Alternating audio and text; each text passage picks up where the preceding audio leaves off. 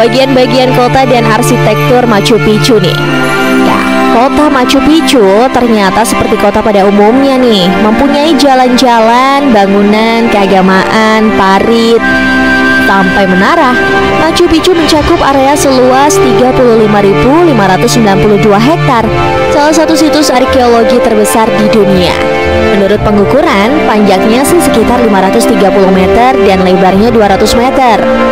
Bangunan Kekaisaran Inca di kota ini biasanya berbentuk bangunan persegi panjang yang dikelompokkan menjadi 3. Bangunan disusun mengelilingi halaman atau teras berbuka, ya, dan berdinding.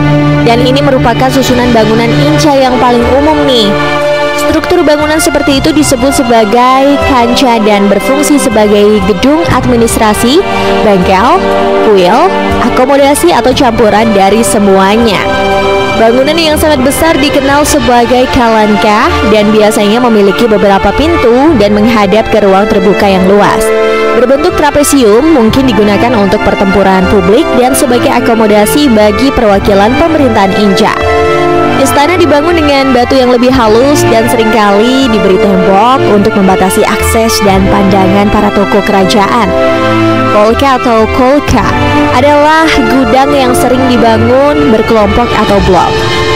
Mereka bisa berbentuk sebuah bulat atau persegi panjang tetapi hanya punya satu ruangan.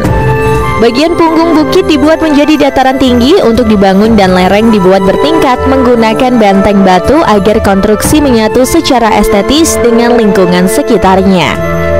Misalnya, bentuk batu keramat yang meniru salah satu puncak gunung di belakangnya, juga jendela dan pintu sengaja diposisikan untuk menangkap pemandangan terbaik pegunungan sekitarnya.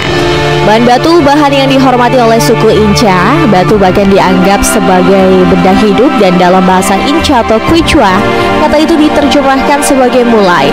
Batu diukir dengan sangat hati-hati menjadi alat pengamatan astronomi dan dijadikan penghubung nyata antara bumi dan langit. Situs Machu Picchu terdiri dari 2 area berbeda. Yang pertama adalah kompleks pusat bangunan padat yang disusun mengelilingi alun-alun dan yang kedua adalah serangkaian teras barat.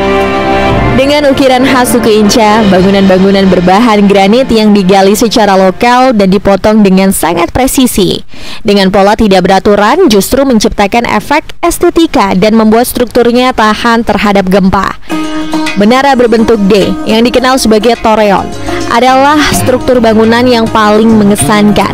Bangunan ini untuk mensuplai air disuplai ke lokasi melalui 14 mata air alami yang airnya dikumpulkan dan ditempatkan kembali melalui 16 saluran batu potong.